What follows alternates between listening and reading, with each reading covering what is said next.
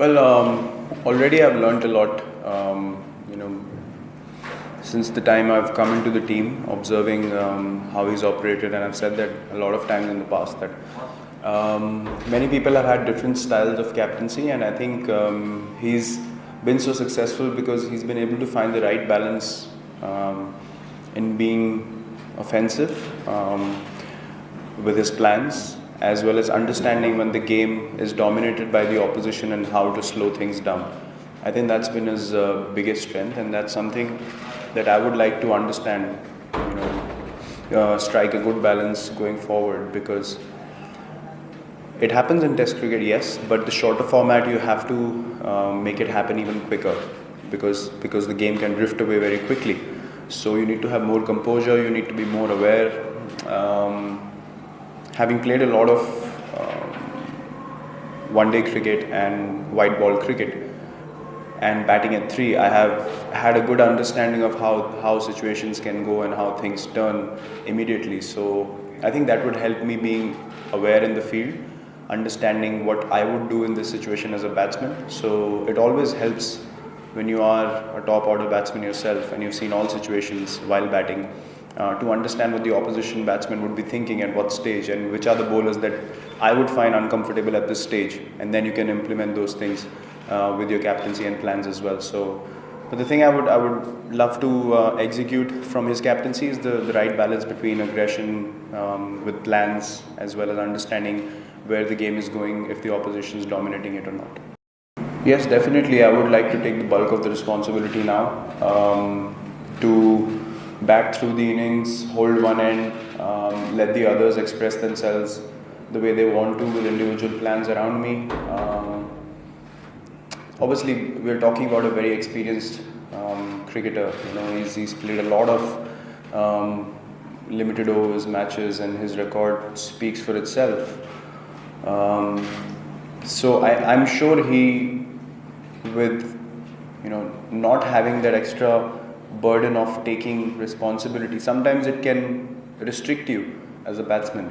I've also felt that quite a few times, but maybe because my game is dependent on me playing in an offensive way, I haven't had to curb my game down too much, because I knew that if I do that, it won't work for my game and it doesn't benefit the team in any way. But MS was able to absorb that pressure for a long time. But I'm sure with the burden not being there anymore, I'm sure he'll be able to express himself as a batsman, experiment a bit with the offensive skills that he displayed when he came in. Not that he didn't display it after, but he was very calculative with it, understanding the team situation. Now knowing that I'm willing to take up the responsibility, majority of it, he can be more expressive, but not saying that he will go out there and slog every ball. He's a very smart cricketer, we all have seen that, but I think he'll have a bit more freedom and a bit more assurance, knowing that he doesn't have to think twice before attempting a big shot. And with UV coming in as well in the middle order, that will also give both of them, that's a give and take. That's why they've been so successful batting together, because they feed off each other's momentum, and one can play the aggressive role, one can sort of keep knocking it around for singles, and I'm sure they will be looking forward to doing that together, and it just gives MS another option of really expressing himself. I've seen the warm-up game as well. They seem to be quite fearless, which is always a good thing in the shorter format of the game. But at the same time, I've always felt to be a consistent performer in the ODI format, you need to understand strike rotation as well. So you just can't go in with one sort of momentum. That is something that we will look to counter. See if they lose a few early wickets, what are the plans they come up against. So I think against a side like that, you need to be more aggressive in terms of wanting to pick up wickets, because if you think of bowling dot balls, then they feed on that. That's something that I've observed. So we already have plans in place in terms of how to counter, what they're going to come up with. It just takes one mistake to change your mindset completely about being offensive, and then things can sort of turn around pretty quickly. So we have quality bowlers on the side. We have bowlers who can make a dent initially. We have world-class spinners as well, so it's going to be interesting how hard they come initially. But as I said, in one-day cricket, I've seen it a lot of times. Teams start off really well in the first 10, they really dominate, and then once you lose 2-3 wickets in the middle phase, unless you know how to rotate strike, it gets very, very difficult. But yes, this English team, especially in the shorter format, looks very fearless. Yes,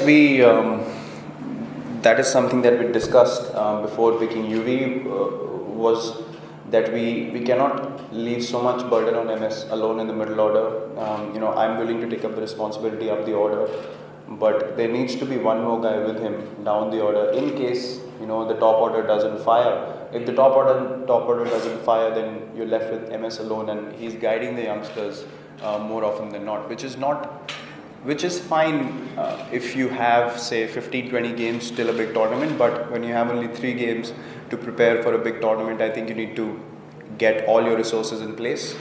You need to make sure that the guys you pick are in good form, are in good nick, have momentum. Right now we don't have the time to nurture that one spot as such, because there's a big tournament coming up straight away. So that's why UV was brought into the team. We had discussed Raidu as well, but Raidu has been injured for a long time. He didn't have game time behind him. UV has had a very good first class season, so obviously he was in the reckoning before anyone else. So I think just gives the team much more balance in the middle order, lower middle order, along with MS and UV. They can really guide Kedar and Hardik still with them, but to have 2 experienced guys compared to 1 is a massive difference. And I'm sure Hardik and Kedar can learn a lot from them, batting around them, and I think it'll be great for them.